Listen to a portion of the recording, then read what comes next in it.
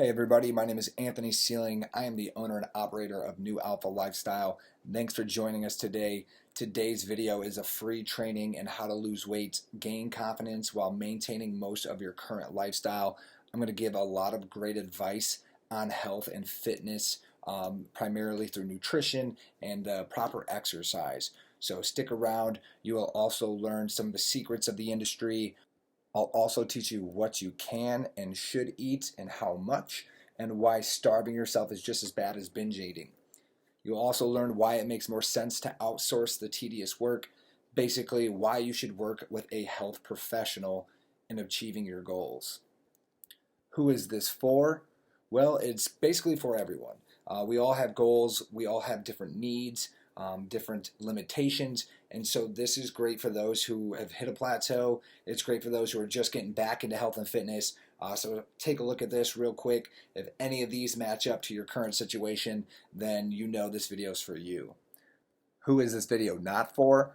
It's for those who are not coachable or not willing to try something new, for those who think they're smarter than the coach and the science themselves, or it's for someone who just wants a quick fix to their problems.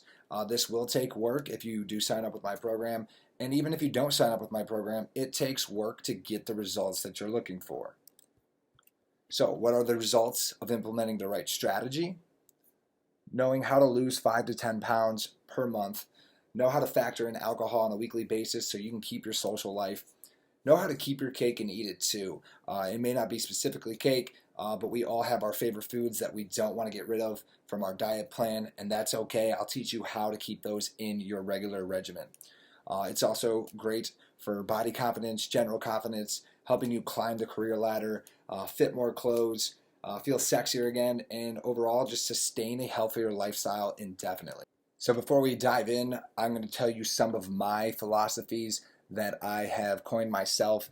Now these are great for everyone. This is something that everyone should be aware of when they are getting into health and fitness, regardless if you're with my program or if you're doing it yourself. These will come up and be very important for your success. The first one is the key to health is efficiency, and the key to fitness is inefficiency. The body is like a machine, and when we can get all the parts working correctly and efficiently, then we are going to continue to produce better results throughout time. The opposite with fitness is the body wants to be efficient, and so we actually have to challenge it in different ways so that it doesn't get used to the same work and it requires more muscular response. Second one is good habits versus bad habits. Everyone starts to focus more on the bad habits as time goes on. We get busier with work, we get busier with our families, with our social life, and so we allow that to kind of step in and take focus over the good habits that really shape a healthy lifestyle. Third, the term standard means average. When you read anything that has to do with this is the standard or this is the golden rule, that typically means it's an average rule or an average formula across the entire industry. It's very difficult to take case studies off such a large group that you get accurate understanding, and so thus the standard is an average solution. Fourth, science is never finished, it is ever changing. So that is why it is important to work with a health professional, someone who is up to date on those changes, because it goes right back to that standard means average. We've been told that, hey, you should take 40 grams of protein in after your workout. That way you can maximize your muscle production by taking in more protein. That is not correct. That means that if you put your body through just an average workout and you try to take in 40 grams of protein, it's going to convert a lot of that to fat. Why? Because the body can't process that much protein in one sitting. If you're doing full body, you can get that benefit, but you really have to challenge the body to need that production from the protein itself. Moving on to the last one, there is only one place I like to fail, and that is in fitness. There is zero shame in not hitting your PR, which is a personal record, or if you're just not even able to hit a standard amount of reps for a certain exercise. Why is that? Because the body is not always optimized to work in the same capacity as it was on a different day. You may not have had the same amount of food. You may not have the same amount of energy due to lack of sleep. There's a lot of variables that go into health and fitness, and so you got to be aware that it's okay to fail, but we want to push our body to that limit so that we do create the muscular response that will produce better results in the future. Diving right into this free guide. Health and fitness is the 80 and 20 rule. So I know you've heard the saying that weight loss is 90% diet and 10% exercise. However, a healthy lifestyle, in my opinion, is closer to 80% and 20%. Why? Well, in my experience with clients 35 years and older, in a 1 hour workout, women tend to burn around 250 to 500 calories, while men burn closer to 450 to 900 calories. So the female client's average total daily energy expenditure is around 1,800 to 2,400 calories, and male's client average TDE, which is your total daily energy expenditure, is around 2,000 to 2,800 calories in a given day. So when you look at how much that workout applies to that amount of calorie intake that we need, it is close to about 20-25%. Going into nutrition specifically, we'll start with the standard facts, but remember, standard means average. So there's about 3,500 calories in 1 pound of fat. Thus, you must burn around 3,500 calories in a week to drop 1 pound of fat per week. For simple reasons and beginners, way to do that is take your total daily energy expenditure, your TDE, and subtract 500 calories from your diet. For standing serving size, women are typically 1 serving, men equals 2 servings. However, men, that is not necessarily the case when we're trying to drop fat. If you overeat protein, you overeat your carbs, guess what? It turns to fat. So protein is typically around 3 to 4 ounces, which is a deck of cards. Carbs, which are healthy carbs like pasta, potatoes, quinoa, things like that, is not measured in weight, but is measured in grams of carbs, and is 1 cupped hand or a tennis ball in size. Vegetables, same thing, 15 grams of carbs equals roughly 100 to 200 grams in weight, which equals 1 fist. And then finally, your fats is about 15 grams per fat, and then you get around 1 to 1.5 thumb lengths depending on your thumb size. Nutrition continued. The general facts, and these are accurate, is that carbs and vegetables equals 4 calories per gram of carbs. Proteins also equals 4 calories per gram of protein, whereas fats equal 9 calories per gram of fat. Alcohol is 7 calories per gram of alcohol. So for somatotypes, and this is important as well, understanding your body and what it needs. You have ectomorphs, you have endomorphs, and you have mesomorphs. Now, all of us are typically a blend of a couple or maybe even all three, so you kind of want to try to identify that if possible.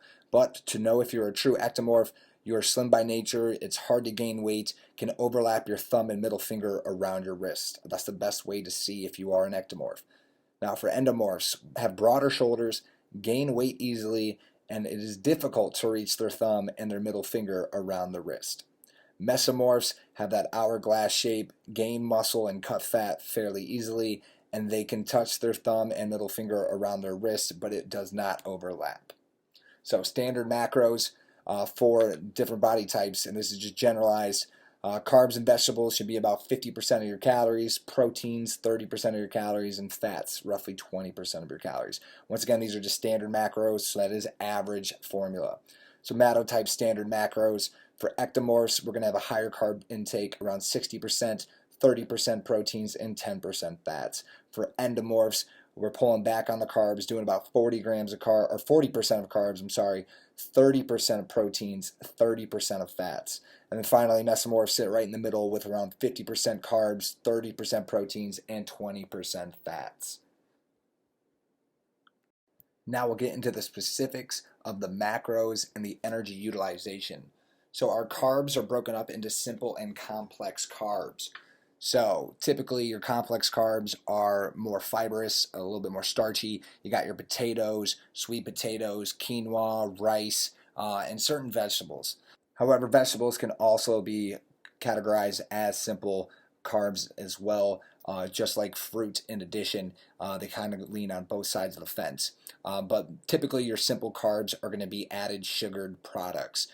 Moving on to fats. Fats are healthy and unhealthy fats. So typically your healthy fats are unsaturated. So you've got olives, canola oils, avocados, and nuts fall in your monos. And your polys are vegetables and seed oils. And then omega-3s such as in fish, veggies, and tofu. However, there are some healthier saturated fats that are important as well. They are called odd length fatty chains and are typically found in nuts, beef, dairy, and even avocados. Your unhealthy fats are typically trans fats and most saturated fats. And the reason why is they're treated as foreign bodies in the body, so we struggle to digest them and process them in an efficient manner, and so it just gets stored as more fat in the body. You'll find these mostly in baked goods, certain meats, cheese, and other processed foods. Then finally, you've got your proteins, which have a high thermogenic effect and are great for muscle production. They're not a quality source for energy besides brain function, hence the reason why a low-carb, high-protein diet will often give the experience of a crash. So they are the building blocks for muscle, and therefore having a higher thermogenic effect, it means that we take more calories to burn and digest proteins and to utilize them for the muscle production itself, and are a great tool in losing weight. That is why high protein diets are proven for faster and longer, more sufficient weight loss. So what, when, and how should you eat? Everything is okay in moderation. It's boring, but it's true.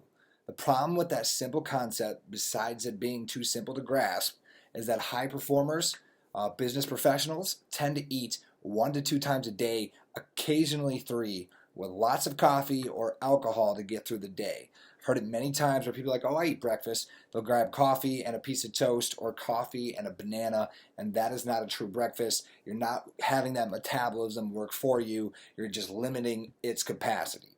So stop avoiding meals because you're gaining weight or are too busy. That's a bad excuse and is only holding you back. Starving yourself not only slows down your metabolism, but it converts more food to fat. It is the fight or flight mechanism. When the body doesn't receive enough calories, it starts to panic. It goes, you know what? I'm not sure when I'm going to get more energy or how often I'm going to get that energy, so I need to turn this food into fat rather than use it for the muscle production that we like and to burn more fat.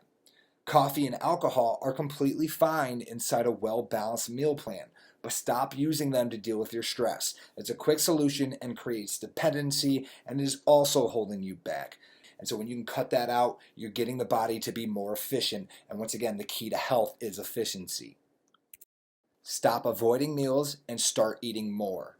When you can eat 6 to 8 meals a day, it is called healthy grazing, and it is a healthy lifestyle. Why? Because we have the metabolism working for us rather than against us. When you take smaller meals and you get the right amount of macros in those meals, the body is efficient in digesting that food, utilizing that food as energy, and then requiring more energy sooner than later. And so when you can continue to eat multiple times in a day in a healthy manner, you will shed weight much quicker and much faster than if you tried to just eat a couple meals here and there, especially when you limit yourself in the amount of calories on certain meals when you only eat 3 times. Once again, we got to have that metabolism working for us rather than against us. The standard rule, and this is fairly accurate, is that we can only process around 60 grams of carbs, 30 grams of protein, and 20 grams of fat in one sitting, for a total of about 500 calories. Now, the average American eats roughly 3,600 calories in a day.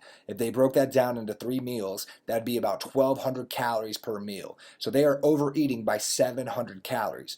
Now, when you break those meals up every couple hours, and you're getting 500 calories at once, you're eating around 3,000 calories.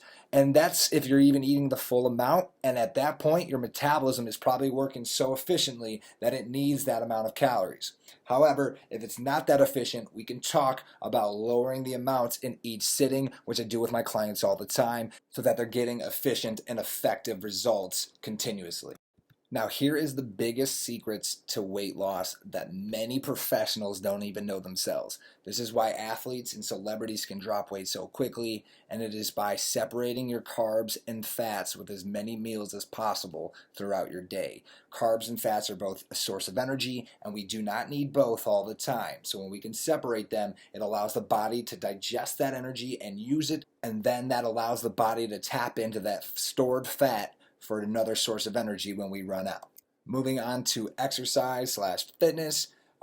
These are some of the obvious benefits through exercise. You burn more calories, You're using muscle, so you're gaining strength, you're getting better sleep, you're building up that a stronger heart and larger lung capacity. Now, some of the not so obvious benefits: more fulfillment and happier thoughts, less depression, stronger bones and joints and less stiffness and pain in general, better mobility, more range of motion, better brain function, more creativity, lower cholesterol, lower blood pressure, and a lower risk to heart disease and other health complications.